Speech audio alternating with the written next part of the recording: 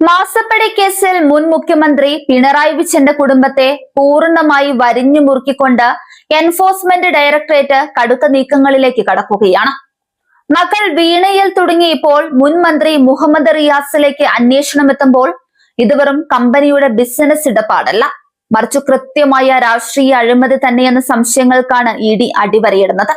CMRL-ൽ നിന്ന് കടം വാങ്ങിയ കോടികൾ എങ്ങോട്ട് പോയി എന്ന ചോദ്യത്തിന് മുൻപിൽ വീണയുടെ മൊഴികൾ പൊളിഞ്ഞതോടെ നിയമത്തിന്റെ അടുത്ത പിടി വീഴുന്നത് റിയാസിന്റെ അക്കൗണ്ടുകളിലേക്കാണ്.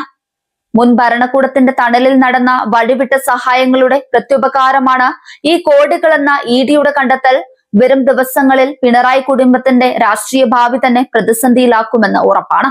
CMRL എക്സാലോജിക് സാമ്പത്തിക ഇടപാട് കേസിൽ അന്വേഷണം വീണയുടെ ഭർത്താവും മുൻ മന്ത്രിയുമായ മുഹമ്മദ് റിയാസിലേക്കും വ്യാപിപ്പിക്കാൻ ഒരുങ്ങിയിരിക്കുകയാണ് എൻഫോഴ്സ്മെന്റ് ഡയറക്ടറേറ്റ്.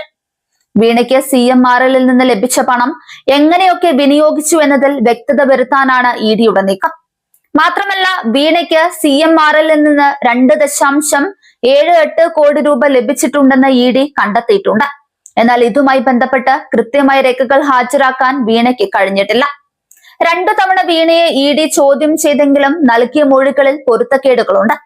ലഭിച്ച പണം എന്ത് ചെയ്തു എന്ന ചോദ്യത്തിന് മറുപടി ലഭിക്കാത്ത സാഹചര്യത്തിലാണ് അന്വേഷണം കുടുംബാംഗങ്ങളിലേക്കും വ്യാപിപ്പിക്കുന്നത്.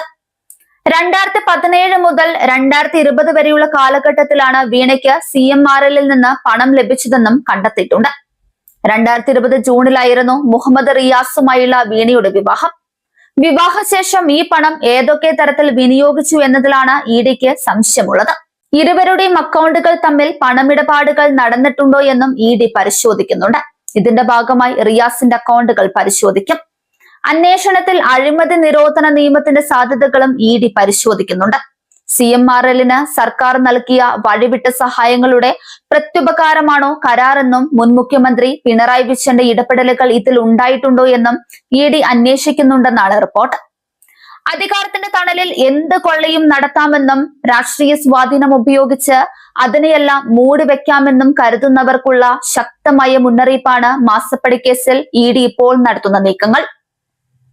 2 വട്ടം ചോദ്യം ചെയ്തിട്ടും കോടികളുടെ ഉറവിടത്തെക്കുറിച്ചോ വിനിയോഗത്തെക്കുറിച്ചോ കൃത്യമായ മറുപടി നൽകാൻ വീണയ്ക്ക് കഴിഞ്ഞിട്ടില്ല എന്നത് കള്ളപ്പണ ഇടപാടുകളുടെ ആഴം വ്യക്തമാക്കുന്നുണ്ട്.